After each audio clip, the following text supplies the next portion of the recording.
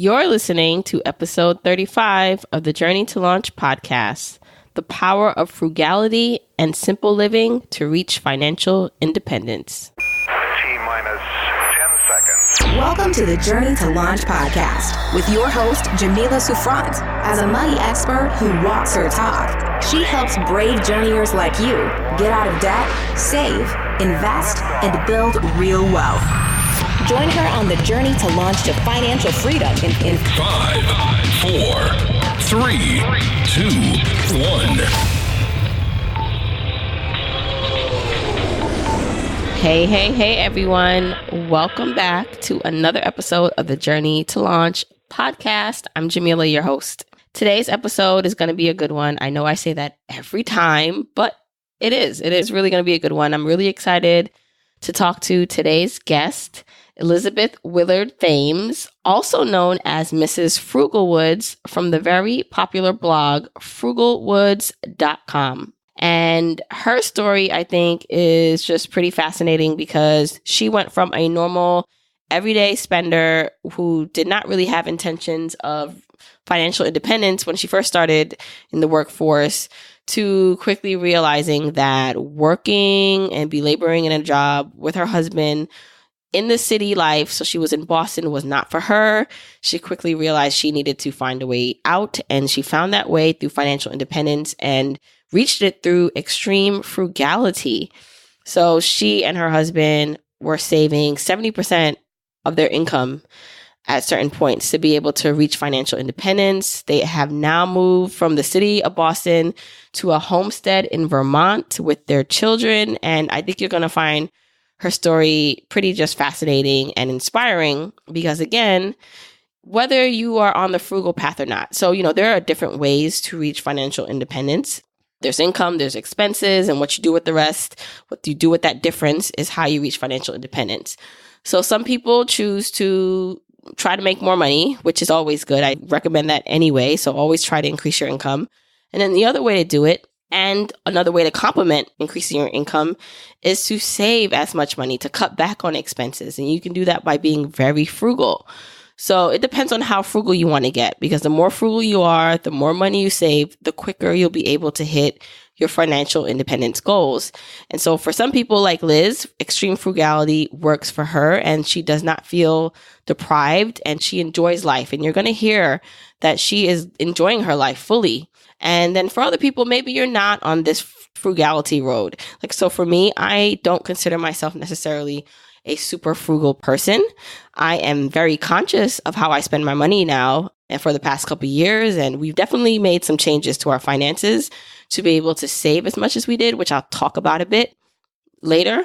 But hearing stories like this just gives you ideas of what people are doing.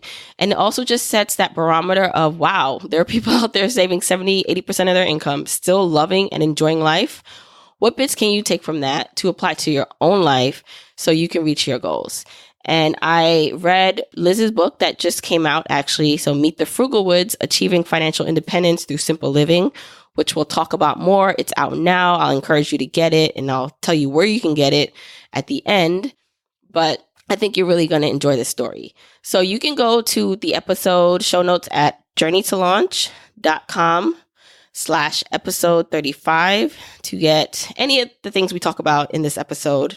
And then just quickly, as I talked about me not being necessarily frugal, and you'll hear Liz talk about this too, and you'll hear anyone who has reached financial independence or who is on the journey or who has improved their finances, that the one thing everyone has in common is that they're intentional with their money. They have a budget.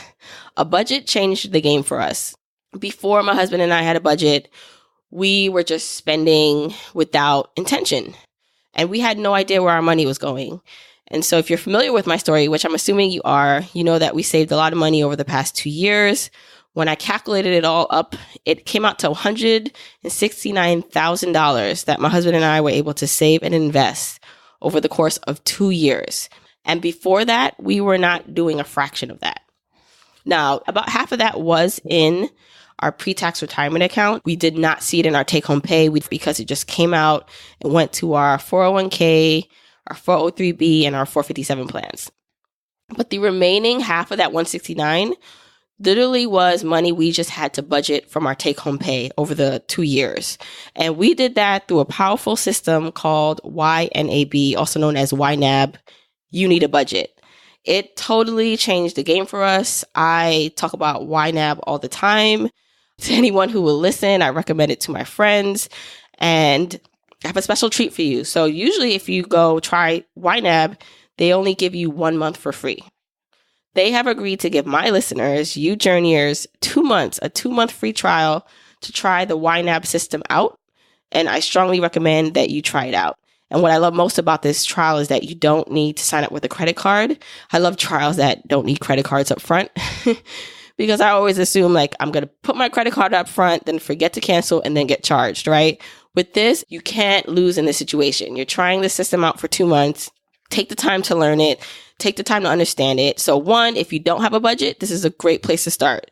If you do have a budget but are not confident in the system or it's just not working for you, maybe you're doing it on paper or Excel or in a Google Sheets document, an app like this really can be helpful. So why not try it? So if you do want to try it, go to journeytolaunch.com/YNAB. So that's journeytolaunch.com/YNAB to start your 2-month free trial. Now let's hop into this amazing conversation with Liz. And I'll have some more just reflection at the end of the episode, so stick around for that. Now let's get started.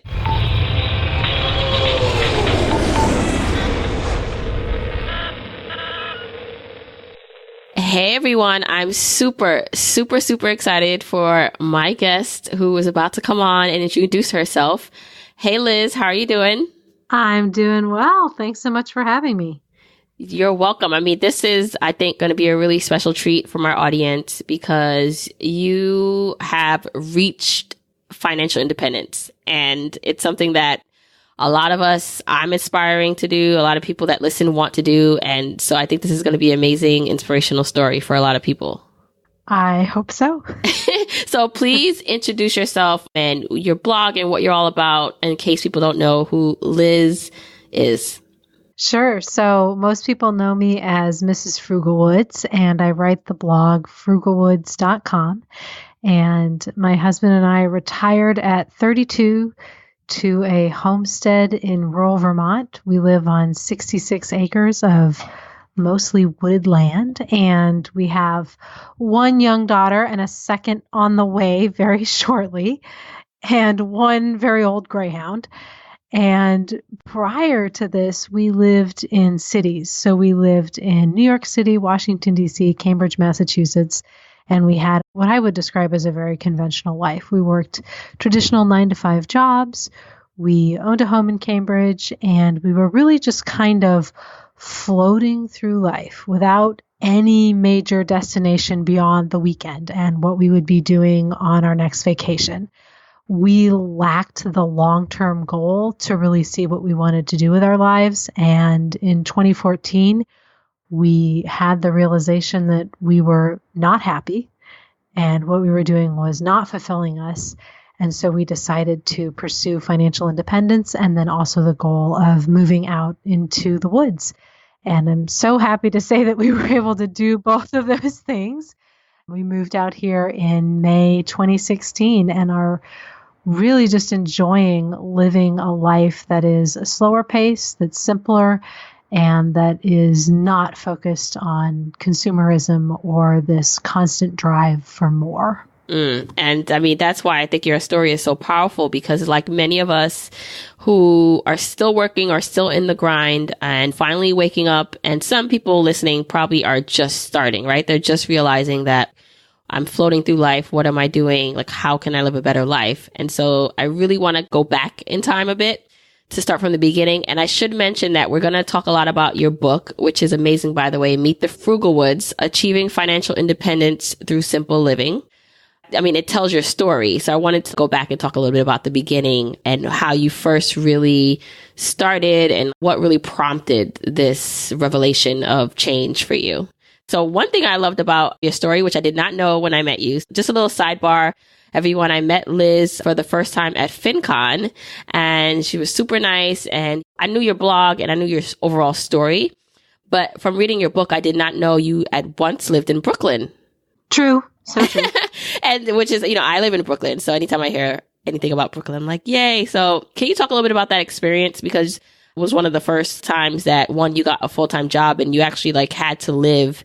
You didn't have much and you saw the discrepancies between where you worked and where you lived. So can you talk about a little bit about that?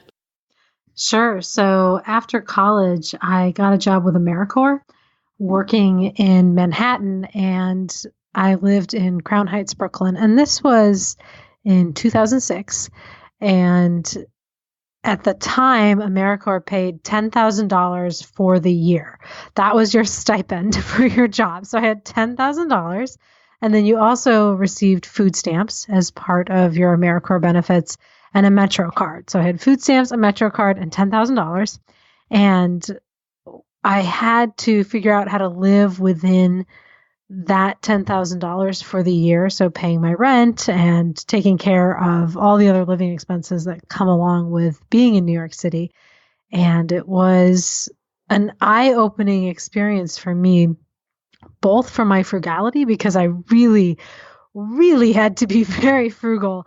I ended up saving $2,000 of the $10,000 total because I was so nervous about going into debt that I kind of overdid it and ended up actually saving money.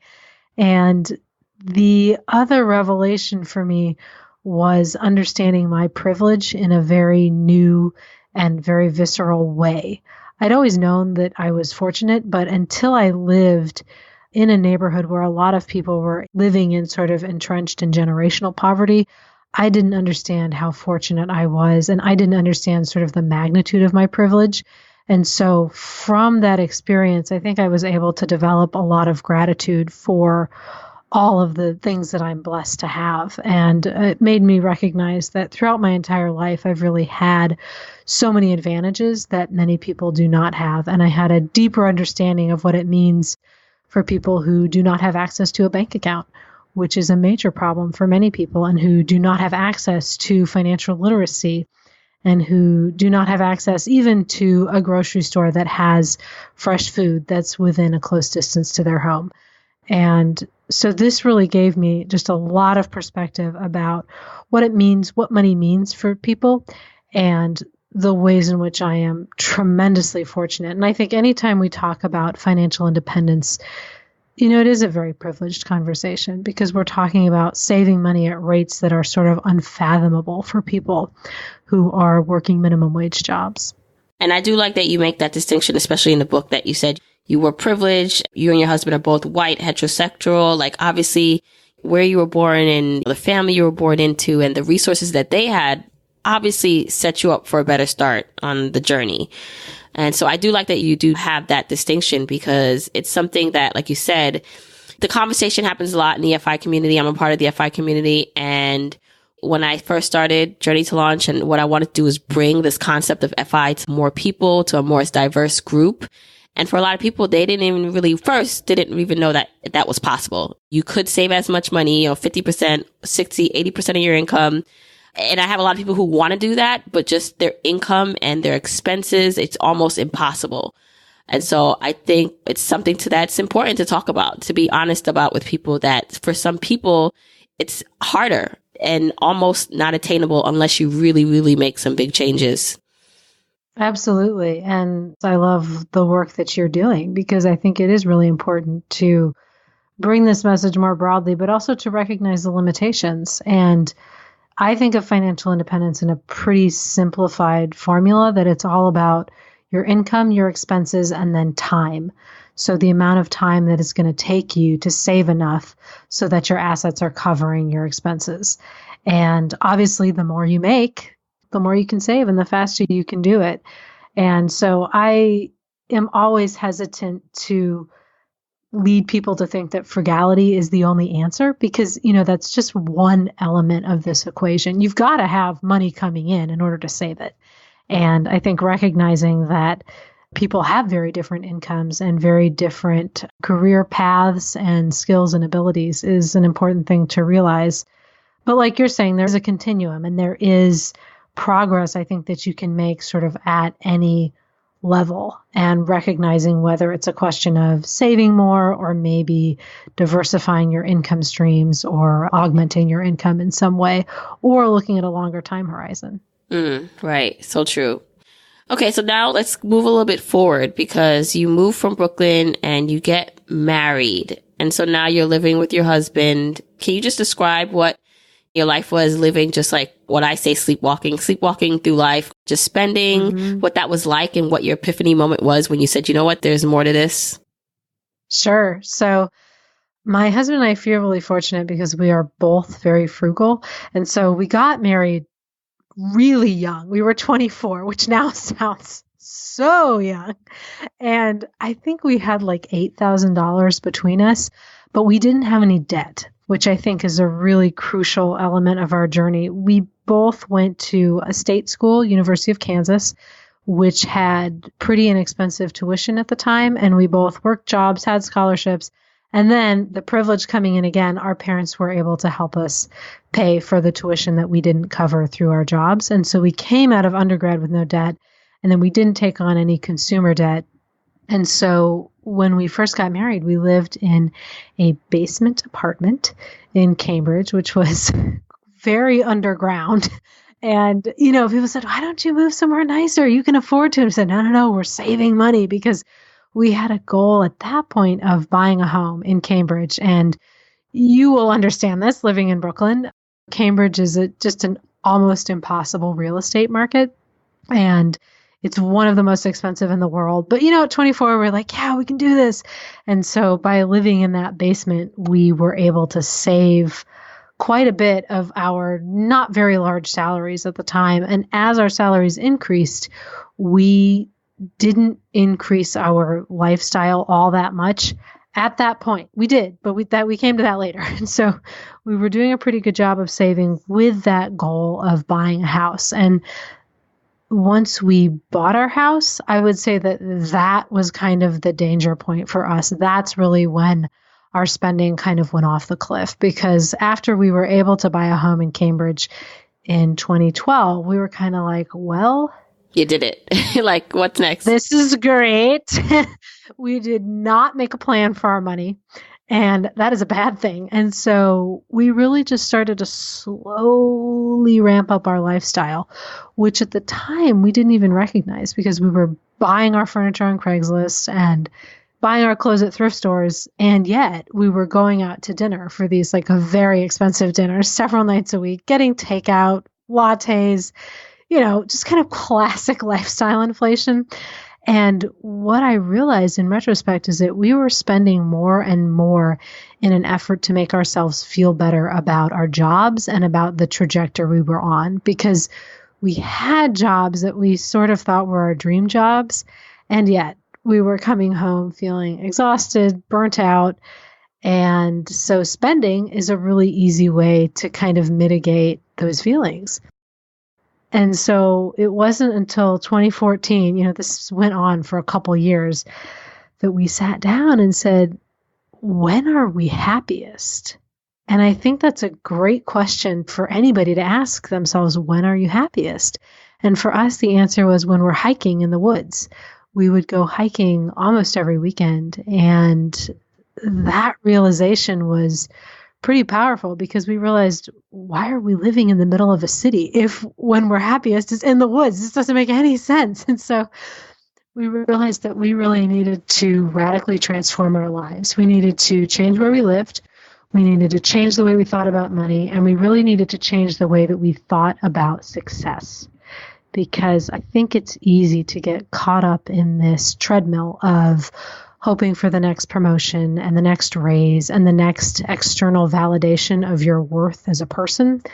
And I think it's very easy through a career to get that. Yeah. And I like what you said is that you were doing so many things right? Like you were Craigslist shopping, you were for the most part frugal. So then you probably, on the other hand, said to yourself, well, then I deserve a nice dinner and I deserve to do this. So it's almost counterproductive to your saving efforts. Oh, yeah. Yeah. And it's just kind of like not recognizing how much you're spending. And this is why it's so important to track your expenses, because it's very easy to not even realize how much money is just flowing right out the door. Mm-hmm. So once you and your husband said to yourself, wow, okay, we are most happiest in the woods. We are not enjoying our jobs. What did you do next? What was the first step in trying to make your financial independence dreams come true? Walk us through that. So we made this decision pretty quickly, although I will say it was the culmination of a couple years of having this conversation on and off. We'd often said, oh, it'd be so great if we lived in the woods. So that this had been a recurring theme, but it had never been a serious topic until this day. It was March 2014. I remember it very clearly. And it was a very decisive conversation. And so we, at that point, decided not to go out to dinner that night and sat down and really went through our numbers and tried to figure out how much we would need to save, how long it would take us, where we might move to, and really launched our plan at that moment. Because once we made the decision and sort of acknowledged to ourselves that we were not happy where we were, we didn't see any reason in waiting. You can sort of dither and debate, and so much time can elapse, and you can lose a lot of momentum just by stalling. And so we said, okay, we're going to start now and not look back. And so we started saving truly that day and made radical changes. And we went through a process that I now have on my blog. I have a free Uber Frugal Month challenge that anyone can take. And that chronicles the steps that we took to bring our savings rate up to over 70, sometimes over 80%. So it's got two parts to it, what we did. Part of it is the money side of things, which I actually think is the easier side because it's just numbers in a spreadsheet. You just figure out what you need to save and then you do it. But I think the harder part of it is the psychological shift and the radical change in how you perceive money and its role in your life and what a want is, what a need is, and then ultimately what constitutes the good life for you. So it's kind of that two-part exercise that you have to do of changing your mentality and then also just understanding the math of your money. Because the mental part is so important. I mean, you can have this, you can say you want to do something and you can say you want to save, but unless you, like you said, you prioritize and you really understand why it is you want to do what you're doing, the steps won't connect. Oh yeah. It's pointless, I think, to have like a math plan on paper without the accompanying mindset shift, because it's got to be something that you feel deeply and that you're really passionate about, or you're not going to stick with it and it's not going to make sense to you. I'm going to link, what'd you say it was called? The Uber Frugal Challenge? It is the Uber Frugal Month Challenge. Okay, I'm going to link that in the show notes, everyone, so you guys can go check that out. But can you maybe just give us maybe one or two things that you did to like up your savings rate? Sure. So the first thing is tracking your expenses. You got to know what you're spending. And then for us, it was a question of going through every single line item and asking the question, is this in alignment with our long-term goals? And so I think knowing what your goals are, knowing where you want to be, having an idea of how much you want to save will really help you to get there. And then another important part is understanding the opportunity cost of all the money you're spending. So if you're spending a recurring amount every month, let's say on cable, you're not just spending that money in that 1 month, you're also giving up all of the potential gains that money could have if it was invested in the market, for example. So I think understanding sort of the power of leveraging your money rather than spending it. So it's not just, that I'm getting this haircut once a year. No, it's you're compounding that number over and over again. And it's either growing in your favor if it's invested, or you're depleting that from your assets on a recurring basis. And so having that broader context helped us to eliminate essentially everything that was not a total necessity. And I'm a big fan of cutting out everything at the beginning, seeing how that feels, and then sort of adding back in things that you really feel you need in order to achieve a good quality of life. I am all about luxurious frugality. Like, this is not about, saving every single penny, because it just doesn't make sense. You've got to live a life that you enjoy. But I am a big fan of really questioning where money is actually making you happy and where each expense actually has a commensurate return on investment or where it's just kind of like mindless spending. And what we found is that so much of our spending was essentially pointless and that we could strip away thousands upon thousands of dollars and still have a really great life. So the frugal concept, which you could talk about some more, is probably a little frightening for some people, right? I mean, I would admit that for me, when I think frugal, it's not necessarily the warmest term. Like, I'm just like, oh, because there is a certain life that I have grown accustomed to. Now, I've made big changes to my finances to be able to save as much as we do. But I know if I were to actually do the steps that you just talked about, we would probably be able to save even more. But I think there comes a resistance to, and you talk about this in the book, that instant gratification versus that delayed gratification, and why it's so important when prioritizing what it is that you enjoy and then, looking at your spending. It's like, can you delay whatever this instant gratification is? Can you delay it for the long-term gain that you're looking for? Right. Or my favorite thing too is, can you find an analog for it that's cheaper? So haircuts are a great example. I didn't stop getting my haircut. It's just that my husband now cuts my hair for me, which happens to be free, as opposed to the $120 I was spending at the salon. And so it's finding opportunities to substitute in that way has been really important for us, because it's largely a question either of simplifying and doing without something, giving it up entirely because it doesn't add value, or just finding a cheaper option. Another great example are cell phone providers. So we use a cell phone reseller, and I pay $19 a month for my service, which is quite inexpensive. And there are other services that are even cheaper, and I get the same service essentially. So being really strategic and efficient, it's not that you don't get to have a cell phone, it's that you don't need AT&T, you don't need Verizon. So I think it's finding those hacks, finding those ways to just trim down every piece of your spending. And that's why I'm a big fan of going through line item by line item. And then for us, it was also a question of simplifying our lives. It really was a question of, what do we value? How do we want to spend our time? And finding ways to create fulfilling hobbies and fulfilling outlets for ourselves that did not involve shopping and did not involve consuming. And so I think focusing on creating, focusing on doing things ourselves, the whole process sort of made us more creative, grateful people, I think, because we recognized how much we had and we recognized how much we just do not need. Mm-hmm. And you said it also increased just intimacy, right? Your husband are cutting your hair. Absolutely. You talked about working on projects in the home together instead of outsourcing it. That does bring you closer together as a couple. It really does. And I think it really helps as parents as well, because we are just very accustomed to helping each other out and working as a team and a unit. And that took work for us to get to that place.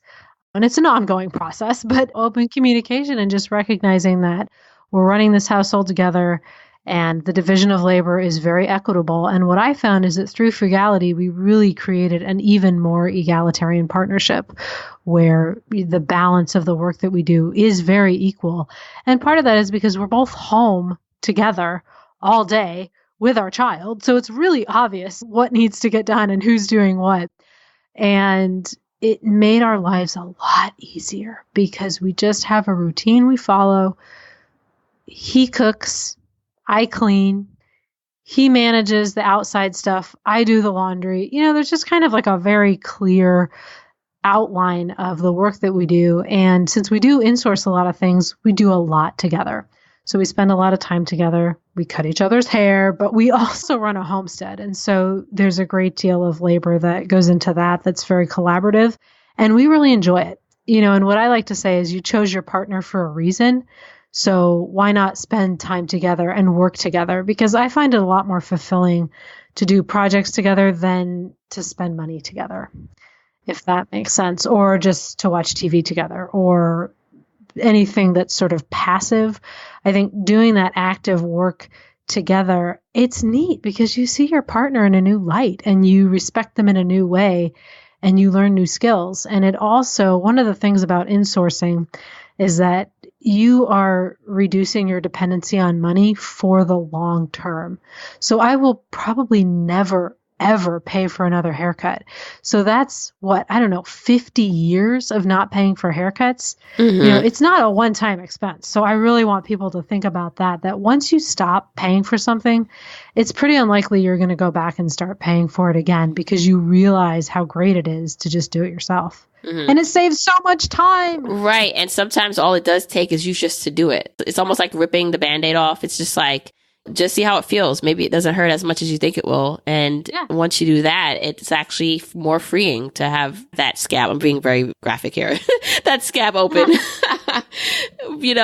It's also true that if you try something and it really doesn't work for you, you can just go back to paying for it. It's not a long-term life sentence. If it's something that just you're really uncomfortable with, that really does not work for you, you won't know that until you try it. It's like we say to our kids, just try it. You don't even know if you like kale. So it's giving yourself the latitude to just experiment and kind of see what is your comfort level on the spectrum of being frugal and of insourcing. Right. Now, okay, so you guys, you're on now this FI path. You've decided that you're going to save. So you're like ramping up your savings to, I think you said sometimes 70, 80%. Now, how long did it take you to accomplish the goal of being able to buy your homestead, quit your jobs, and become FI? So the whole process, I think, was under 3 years. And the caveat that I have with that is that we did not start at zero when we had this goal. And I want to be really clear about that. We had been saving for many years and working good jobs for many years. And before we really enacted the Extreme Frugality Plan, we were saving what we estimate to be around 40 to 50% of our income. So, that's a decently high savings rate to begin with. And then ramping it up to the 70, 80 is just what sort of pushed us across the finish line. But we weren't starting at zero. So I don't want it to sound like we got there so quickly, starting from nothing. The financial independence specific trajectory was about a 3-year time horizon because we looked at those 3 factors, income, expenses, and time. And we decided at that moment, we wanted to do this as fast as possible. And so in the first year of saving, we spent $13,000. So basically that's almost $1,000 a month. Yeah, $1,000 a month. Wow. Now that does not include our mortgage and that does not include 401k contributions, but that is everything else. Everything from car insurance to groceries to doctor visit copays to vet bills, everything else other than our mortgage. So that kind of gives you a sense of how much we stripped out. That was a very frugal year. And I would say that our spending has increased from there, but that was kind of our baseline because we wanted to save as much as we possibly could and really go as quickly as we could. So when you have the perspective of a timeline, I think it becomes a lot easier to save at a very high rate because you recognize how quickly you can make those gains. And it also became a game for us. How much more can we save? What else can we figure out to cut out of our budget? And we started to see this sort of holistic benefit to frugality where it made us more environmentally conscious.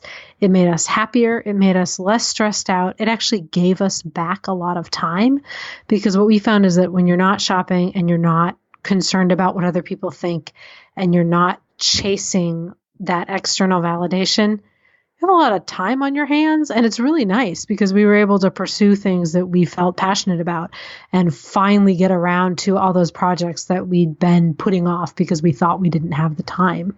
Right. And I think once you figure this out, once you find FI or once you understand what it is, I almost feel like it's a gift and a curse because it's a gift because now your eyes are awakened and you want to reach this goal of having enough money and assets to cover your expenses. But one thing that I currently feel, and I know it was frustrating for people on the journey listening, is that the time it takes. So even if it takes now that I've set the goal, maybe it'll take me 2 years, maybe it'll take me 10, or maybe it'll take me 20 years, depending on their starting point.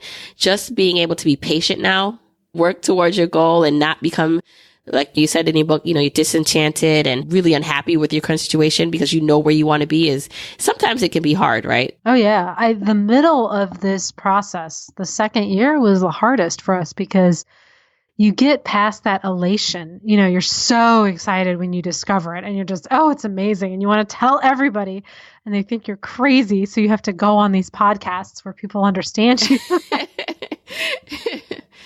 And then you sort of hit these doldrums where you say, okay, I get it. I get the math. I'm saving as much as I can. All I can do is wait. The only other variable is time.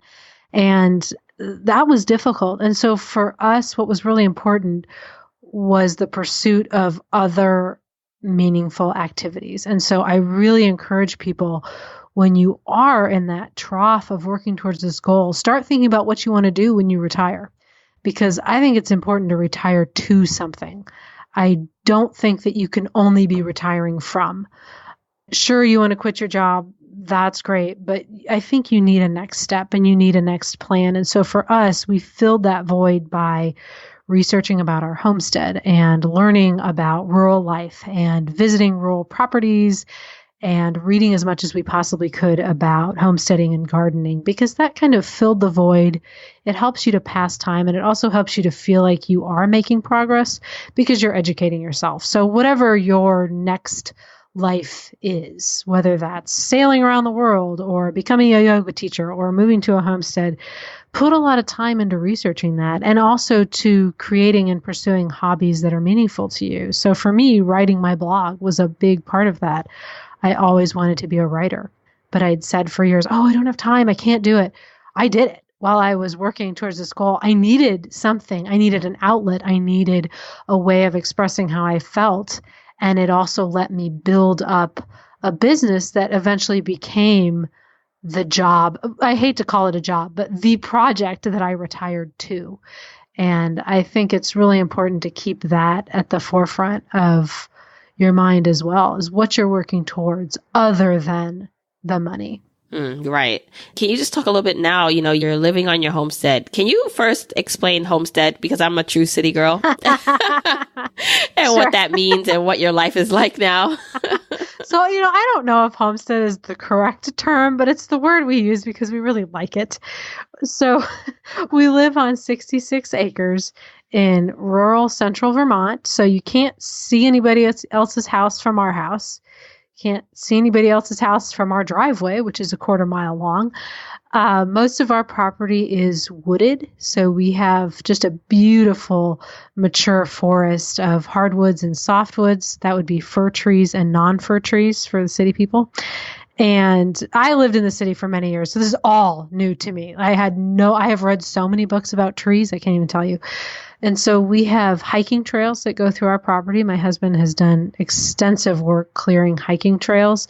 So we have a network of trails that we hike and we snowshoe and take friends on. And then we have a pond on our property with ducks and all kinds of little creatures.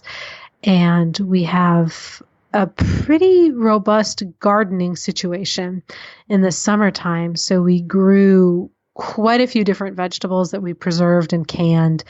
We have apple trees, and so we made apple cider this year. We have asparagus, rhubarb, we have blackberries, so quite a bit of fruit and vegetable growing in our yard. And then in the long term, we have a barn as well. And in the long term, my husband wants to build out a woodworking shop. Woodworking is one of his passions and hobbies, so he hopes to build out a woodworking shop in the barn and do woodworking. We don't have any animals because we have babies right now, which I think is enough. Sufficient amount of animals. But someday we might have chickens or something along those lines. I can't with a toddler and a soon to be infant. I'm like, I cannot even think about that. Mm-hmm. So knowing your limitations is really important. We really just love living in nature, and we also really love the community out here. We are surrounded by wonderful, amazing neighbors and friends, and it's a very loving, caring community that we're in. And there are a lot of young parents, which is great, lots of little kids, and so we have just found our place. That sounds actually very magical. Like I said, I think your story is amazing. I think the fact that you pivoted and you decided, you wanted something different and you made it happen. It's just inspirational. So I want to let everyone know, where can they find you if they want to know more about you and your story? So I'm pretty consistently Frugalwoods. So Frugalwoods.com is the blog. You can find me on Instagram, Facebook, and Twitter at Frugalwoods. And my book, which comes out March 6th, is Meet the Frugalwoods, Achieving Financial Independence Through Simple Living. And if you order the book before March 13th, you can get a free signed bookplate from me, which I have the details on my blog for. All right. And I will link all of that in the show notes so everyone can go pick that up. Okay. Thank you so much, Liz. This was an amazing conversation. All right. Thank you so much. How was that, guys? I really hope you guys enjoyed that conversation with Liz. And I really encourage you to pick up her book if you want to learn more about her journey and just how frugality and being more intentional with her money helped her reach financial independence. So Meet the Frugalwoods, Achieving Financial Independence Through Simple Living. You can get that if you go to journeytolaunch.com/episode 35. You can see how to get Liz's book or go to her site, frugalwoods.com, for more information. Her book is out now. And just some reflections from the episode. So I always pick out things I love from every conversation I have. But some things that just resonated a lot with me is that money does not make you happy, but it provides the freedom to find out what does make you happy. And so I'll always say that money is not the goal. It's not the end goal. It's not the end result. It's just a tool. It's a tool that allows us to help us reach our goals. And when you have money, you have options and you're able to have time to figure out what you want to do. And you have the leeway to do it in the way you want to do it. And it's when you don't have money that you're not able to do those things and to really, really live a fulfilled life. And what's even more crazy is that it's not about the amount of money you have. You don't need to be a millionaire. You don't need to make six figures to be happy. So if you can imagine yourself finding joys in life that don't cost a lot of money and still be happy with that, that's totally fine. And on the other end of the spectrum, if there are things you value, you want to spend your money on, that's fine too. But just realize that it's all a give and take, and you have to weigh what it's going to cost you in the long run to enjoy things you like now. So is it going to pull you off of your track of your goals, or is it going to help you? And maybe it pulls you off track. Maybe it takes you a little longer because you do enjoy going out to eat, right? So I enjoy going out to eat. If I cut that out of our budget, we would save thousands of dollars a year probably. But we enjoy it and we budget for it and we make it a priority. And so for us, it's worth it. It's worth that satisfaction because it's not necessarily all about just cutting back to be deprived and unhappy with life, right? You have to weigh, you have to value what it is that really makes you happy. So I do hope that you get some tidbits from Liz and you check out her stuff. And as I mentioned before, if you are looking at your own life, at your own budget, and you're saying to yourself, wow, I wonder what I can do to get more in what I already have. How can I optimize my finances better? I really would encourage you to try budgeting if you have not tried it already, and to specifically try the YNAB system. So I have a 2-month free trial for my listeners. If you go to journeytolaunch.com/YNAB, you can try the YNAB budgeting system that helped my husband and I save $169,000 in 2 years for free for 2 months. So why not give it a try? Like also, if you want to connect with me some more, you can do that on social media. I am Journey to Launch at Instagram, Twitter, and on Facebook. So you can like my Facebook page, Journey to Launch, and join my Facebook group. Let's continue the conversation over there.